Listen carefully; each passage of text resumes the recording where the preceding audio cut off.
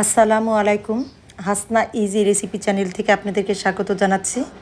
আজকে অনেক দিন পর আবার একটা বড় ভিডিও নিয়ে আসলাম।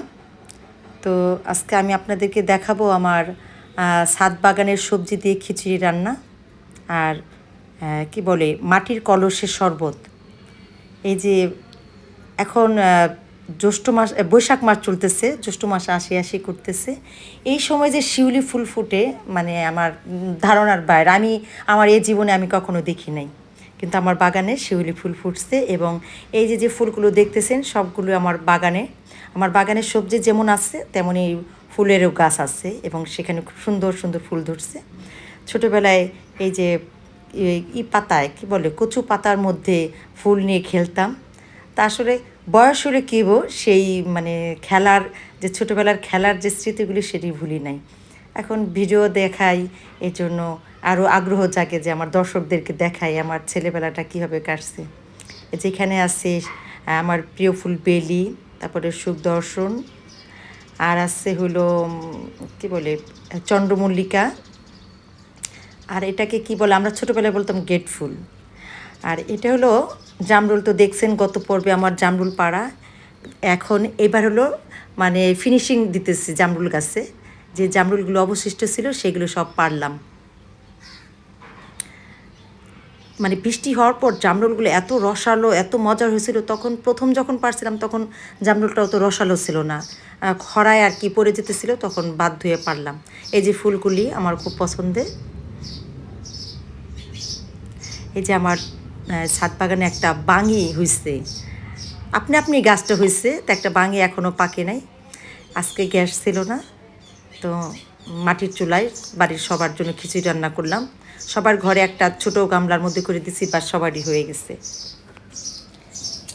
এই যে পুঁই শাক, বেগুন, এগুলো সব দিয়ে মিষ্টি কুমড়, তারপরে হলো পেঁপে দিছি, আজকে লাউ নাই এর জন্য পেঁপে দিয়ে খিচুড়িটা রান্না করলাম।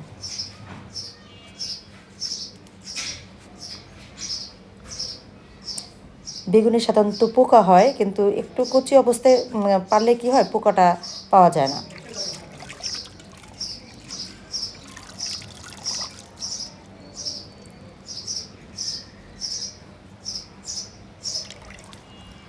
পাতিলটা একবারে ভরে গেছে।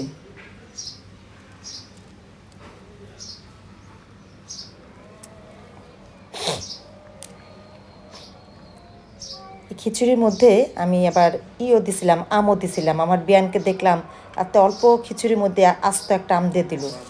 তো আমার খিচুড়িটা একটু টক টক হয়ে গেছিলো, আমটা খুব টক ছিল। এই আপনার খিচুড়ির মজাটা হলো বাগারের মধ্যে।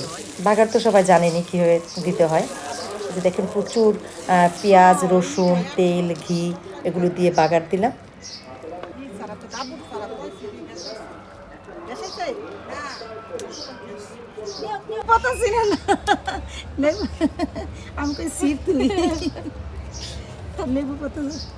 হ্যাঁ, লেবু পাতার পেয়ারা পাতাও চিনোস না? না, রাত্রেবেলা আমরা ছাদে এই শরবত খাবো। আমার মাটির কলসে শরবতটা, আমরা তো মাটির কলস আগে পানি খেতাম, তো মাটির কলসের পানিটা কিন্তু খুব ঠান্ডা হয়।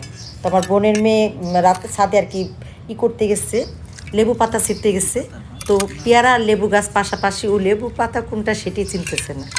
তো দেখেন আজকালকার ছেলে মেয়েরা লাগবো না, হ্যাঁ লাগবো, চিনি সব দিয়ে দিন। আজকে ওই শরবতটা বানাইছে।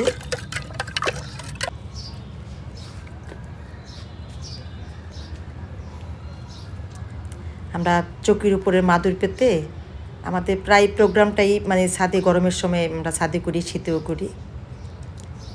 এই মাটির কলসের শরবত, আমাদের ছেলেমেয়েরা তো মাটির কলসের সাথে পরিচিত না।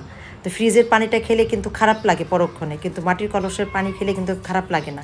এজন্য মাটির কলস গ্রাম থেকে আনছিলাম, সেটা দিয়ে আমরা আজকে শরবত বানালাম, সেই পানি দিয়ে। অনেক ভালো লাগলো।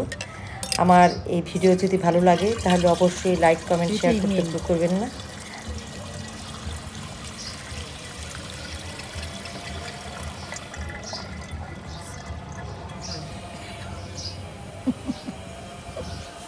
আজকে হাসাইতেছে।